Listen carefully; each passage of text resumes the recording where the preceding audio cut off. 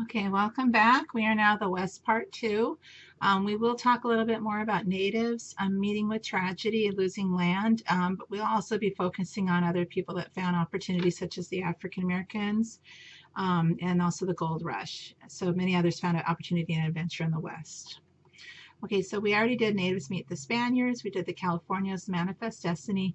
We're going to talk a little bit about the conquering of the West and then the gold rush and the African American West. There'll be some primary sources. They're a little bit lighter and more fun. Okay, so the conquering of the West, you can see how much land is being taken by 1830. And then this is how we did conquer the West. So you can see the Louisiana Purchase, Texas annexation. We'll talk about that for a second. The Treaty of Guadalupe Hidalgo, how we got the whole Southwest for $15 million.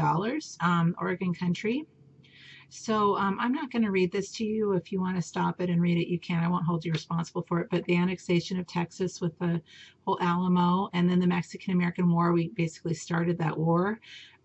This is actually when Henry David Thoreau said that he wouldn't pay his taxes. And that was an inspiration for Martin Luther King, I think even Gandhi. So anyways, the whole like civil resistance and whatever. Okay, so what I want you to do though is look at this document. It's really racist. And it's an immigrant's guide to Oregon and California. So imagine like a AAA handbook saying this kind of stuff, but they make some comments about the people of Mexico. Okay, then keep on going with the conquering of the West. So again, the Treaty of Guadalupe Hidalgo after this Mexican-American War, we got all of that land for $15 million. So basically the price of a house on the Manhattan Beach Strand or whatever. We have the gold rush in the 48, 49, and then the Donation Land Act of 1850. So they had so many young men that came to the gold rush. They needed to kind of mellow things out with families in Oregon. And then the Homestead Act is another way that people were given native land.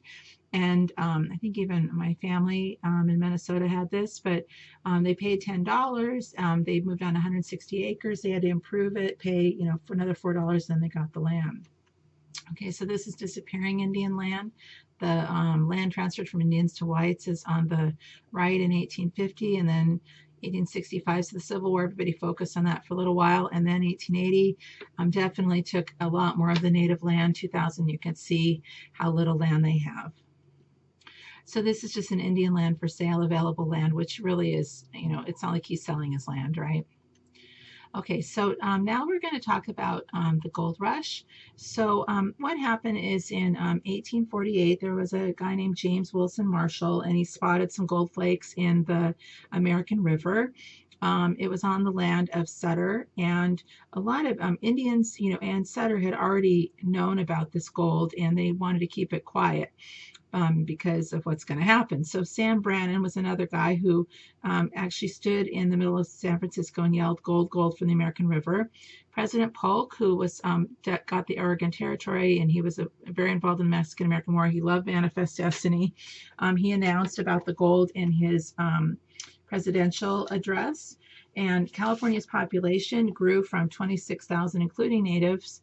By the end of the year in 1849, it grew to 115,000.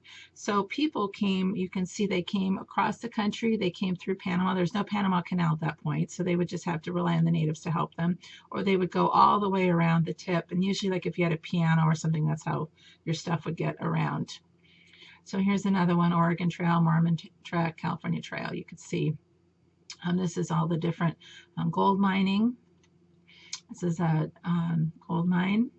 This is how we treated the land, just wiped it out. And I mean, you can go there now 150 years later, it still looks not great. So the people who actually made most of the money were the ones they called the miners, such as I think this is a Mormon group. And then Levi Strauss, of course you recognize him, he made jeans. So what I want you to do is read this document about 3 years in California. What role would you like to play in the gold rush? I mean, you could be a miner, but again, people who really made the money were the ones that made the, sold them things. Like for example, a dozen eggs could be, $10, or a pill for $10 or whatever. Actually, it's $50 for a dozen of eggs. Yeah, so $10 for a pill. I mean, yeah, just for a short time, but they really mined the miners.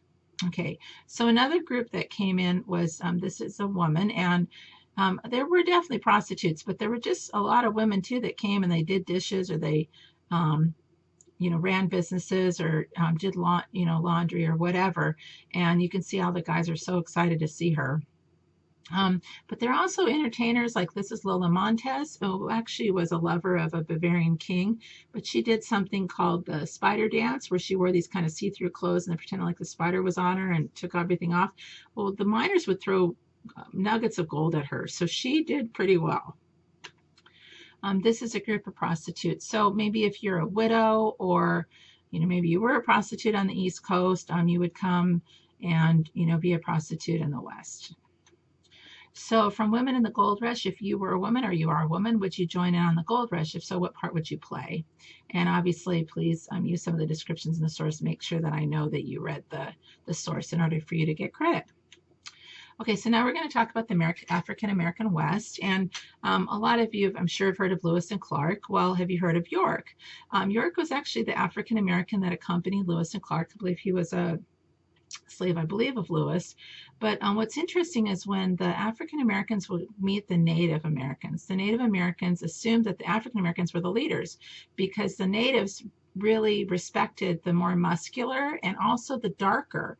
So with natives, if they were victorious in a battle, they would put charcoal all over themselves. So the darker you were, the more of a hero you were. So also fur traders, they would bring an African American with them for the pacifying effect. They can manage them better than the white men with less friction. So if you wanted to trade with the natives, have an African American do that. So if you recognize, I don't know if you recognize Davy Crockett or Daniel Boone or Kit Carson. They were very, very famous Western guys. They were involved in politics and everything. But if you've ever heard of James Beckwourth, that might be a little less likely. But during his lifetime, he was as famous as the other three. And this is a picture of him. He was actually an Indian fighter. And he was also the first to find the pasture of the Sierra Nevadas. But his biographer said this is what he looked like. So they made him white, right? Because I think they wanted to sell books. They felt that a white guy would sell more books. But anyways, he, again, very famous, James Beckwourth. Also, African Americans were jockeys. The first winner of the first Kentucky Derby was African American. Pony Express riders, again, very prestigious job. I mean, they're trusted with the mail and having to ride hundreds of miles. And this is, I believe his name is William Robinson. He was a Pony Express rider. Cowboys, 2 out of every 5 cowboys were African Americans. And one of the most famous cowboys that was African American was Bill Pickett.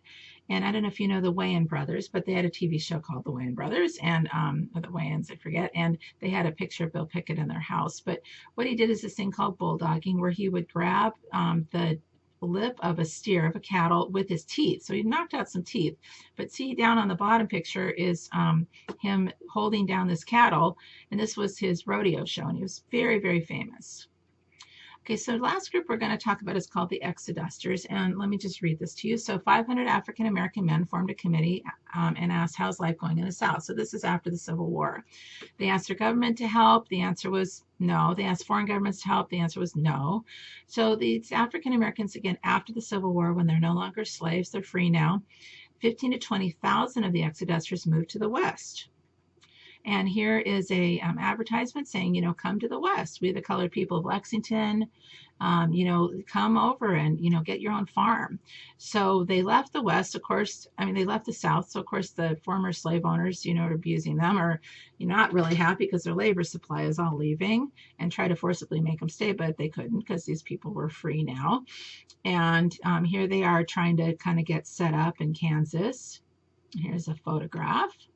Now, what's so fun about this is, these are their farms. That is very unusual in the South for them to have their own land, and here they do. They've got, the sod houses, and these are, and yeah, you can see also a lot of young women. So a couple of things for women. It was very easy to die, unfortunately, from childbirth. And so what would happen is the men, after they lost their wives, would send pictures, ask for pictures from women who wanted to come from the South. So these would be maybe a picture that would be sent, and then the women would come out. Now, what's neat about these women is they were mostly teachers. So 74% were literate, highly, highly literate. And they started schools. You can see different activities that they did. And this is a real triumph. This is Dr. David Abner. I believe he was the first to graduate from college as an African American in Texas. So again, a lot of opportunity for African Americans in the West. And then we're going to go back to your primary source, your last one. What do you think is the larger reason that Nicodemus residents wanted to refuse charity? So that's question 4, but it's document 10. So make sure you read through that and get your answers from that. And now we are done with parts 1 and 2. So while natives met with much tragedy, many others found opportunity and adventure in the West. Thank you very much.